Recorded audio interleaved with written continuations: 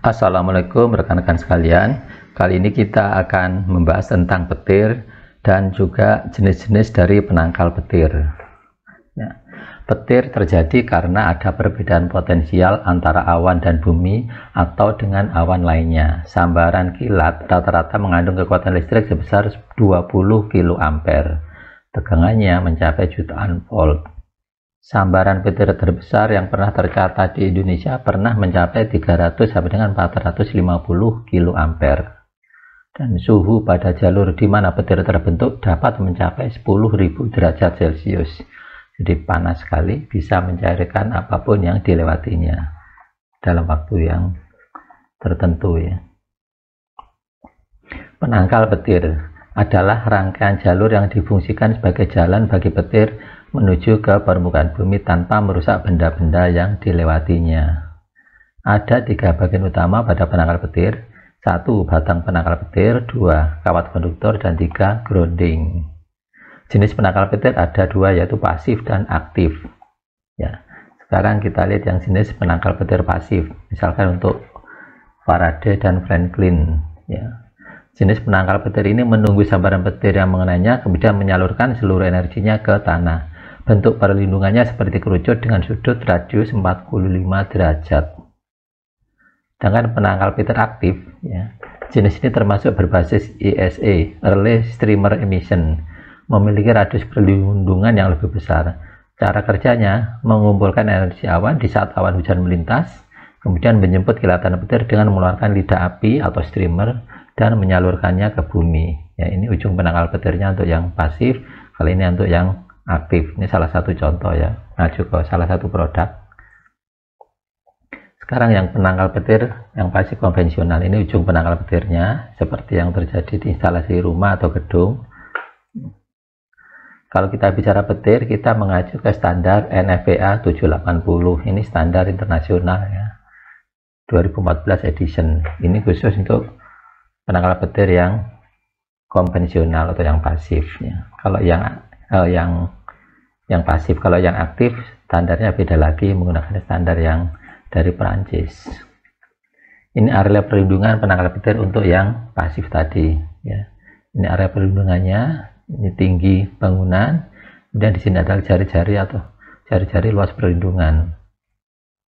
Ini salah satu contoh sudut dari proteksinya dari beberapa bangunan berbentuk sudut seperti ini perlindungannya. Nah, sekarang kalau berbentuk seperti ini, seperti gudang, jarak antar penangkal petir itu jarak A, ini jaraknya. Kemudian yang B adalah ini jarak antara penangkal petir dengan tepi luar dari bangunan ya, seperti ini. Jadi jarak maksimumnya untuk yang A 6 meter atau 7,6 meter. Sekarang kalau bentuk bangunan seperti ini, jarak A ini jarak penangkal petir dengan bangunan paling tepi ya, jaraknya 2 feet atau 0,6 meter maksimal. Seperti ini bentuknya. Sekarang bentuk yang lain, ini konstruksinya. Tinggi dari penangkal petirnya dari bangunan ini adalah 10 in atau 254 mm. Ya, seperti ini. Kalau bentuk bangunan seperti ini, taruh di samping, yang dihitung tingginya adalah dari ini, lantai dari bangunan atas, paling atas. Sekarang groundingnya. Grounding adalah jalur pengantar yang menghubungkan suatu titik yang bukan pengantar bodi peralatan ke bumi. Berfungsi mencegah terjadinya kontak antar manusia dengan tegangan listrik yang bocor akibat kegagalan isolasi pengantar atau konsleting. Ini grounding untuk isolasi rumahnya. Berdasarkan kuil, tahanan grounding tidak boleh lebih dari 5 ohm.